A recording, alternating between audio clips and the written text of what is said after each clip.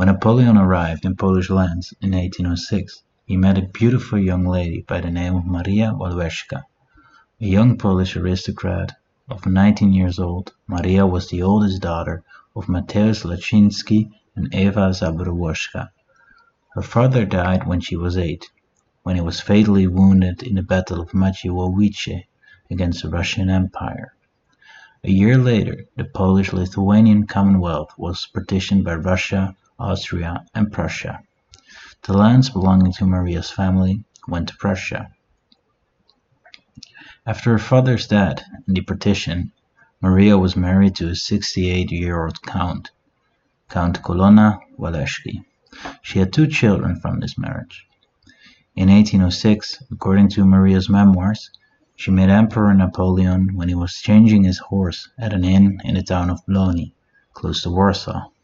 The emperor seemed to have been impressed by her and the conversation he had with her. Later, a ball took place at the palace of Stanislaw Potocki in Warsaw, where both Napoleon and Maria were present. Accounts differ, but Maria seems to have stated later in life that she approached Napoleon solely for patriotic purposes, that is, to convince Napoleon of the necessity of Polish independence. She might have been encouraged by others in upper Polish society to bond with Napoleon in order to regain this Polish independence. Whichever is true, after the ball, Napoleon let his intentions be clearly known to Maria. In a note delivered to her residence, Napoleon wrote that he had only seen her, only admired her, and that he only desired her. Both her husband and the head of the family gave Maria their blessing to pursue a relationship with Napoleon, probably because their eyes were set on the re-establishment of Poland.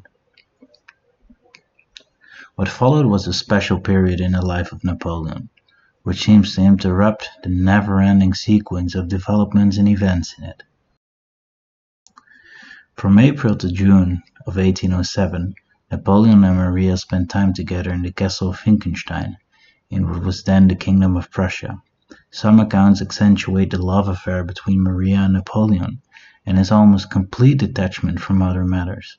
However, one should not confuse his permanence in Finkenstein Castle as a simple escape.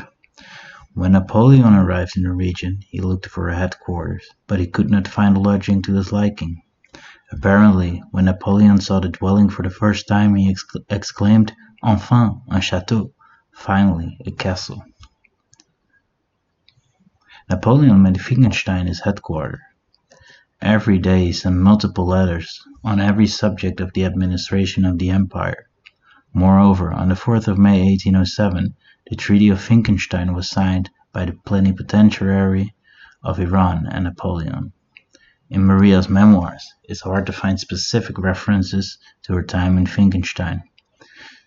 However, she talks of her nights together, during which Napoleon started to converse about politics, but quickly used to change the topic to anecdotes and curiosities about persons. According to Maria, he was very observant and often knew more personal details about people she was in close relationship to than herself. In June, Napoleon left for battles. In between all the traveling of Napoleon, they probably continued to meet. This is especially probable, since in 1810 Maria bore a son of Napoleon, Count Alexandre Walewski, 9 years after Napoleon's campaign in Central Europe against the Fifth Coalition. In 1812, Maria separated from her husband, which was facilitated by the new civil law code introduced by Napoleon, the Code Napoleon, or the Code Civil. In 1813, she moved to Paris with her sister, brother, and children. Here she received a large dotation from Napoleon. In 1816, after Napoleon had abdicated, she married her longtime lover, Philippe Antoine d'Ornano, and had a son with him. Soon afterward, she died of a kidney disease when she was 31 years old. She was buried in the Père Lachaise cemetery in Paris.